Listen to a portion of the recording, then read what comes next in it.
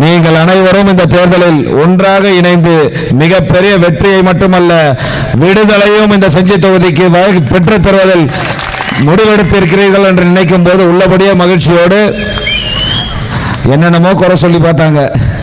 கடைசியா என்ன குறை சொல்றதுன்னு தெரியாம இந்த தொகுதியில் ஓட்டு போடுறாரா அவரும் அப்படின்னு பிரச்சாரம் பண்ணக்கூடிய சூழ்நிலைக்கு குறை சொல்வதற்கு இந்த தேசிய ஜனநாயக கூட்டணியில் எதுவுமே இல்லை என்ற வகையில் ஒட்டுமொத்தமாக ஒன்றாக இணைந்து அடுத்த முதலமைச்சர் எடப்பாடியார் தான் வரப்போகிறார் என்பதை நீங்கள் அனைவரும் ஒன்றாக முடிவு செய்துவிட்டு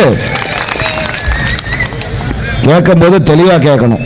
இதே மேடையில் 2 நாளைக்கு முன்னாடி பேசும்போது கேட்டாராம், எனக்கு நேற்று தான் சொன்னாங்க, மரியாதைக்குரிய முதலமைச்சர் மு.க. ஸ்டாலின் அவர்கள் கொளத்தூர் தொகுதியில் ஓட்டு போடுறாரு. கேட்கும் போது அவருடைய துணை முதலமைச்சர் உதயநிதி ஸ்டாலின் அவர்கள் சேப்பாக்கம் திருவள்ளிக்கேணி தொகுதியில் ஓட்டு போடுறாரு. அதை விட உண்மையாக நீங்க கேட்டதில் உண்மை இருந்தால் மரியாதைக்குரிய அண்ணன் சிவிஎஸ் அண்ணன் நிற்கும் மயிலம் தொகுதியில் போட்டியிடுகின்ற உங்க தொகுதியினுடைய கூட்டணியுடைய வேட்பாளர் அவர் எந்த தொகுதியில் ஓட்டு போடுறாருன்றதை கேட்கணும். கேட்டுட்டு அதுக்கப்புறம் பேசுனீங்கன்னா நீங்க பேசுறதுல நியாயம். உங்க கூட்டணியில் நிற்கிற 2 தொகுதியிலுமே அவர்களுடைய வாக்கு எங்க இருக்குது என்பதை உங்களால் புரிந்து கொள்ள முடியாம உங்களுக்கு வந்தா ஏதோ ஒரு சுயநலத்திற்கான அரசியலை செய்யாமல் இந்த மண்ணோடு மக்களோடு என்றும் கலந்திருக்கக்கூடிய நான் இந்த மக்களுடைய இதயத்தில் என்றைக்கும் வாழ்வேன். இவர்களிடமிருந்து என்னை பிரிப்பதற்கு வாய்ப்பே கிடையாது.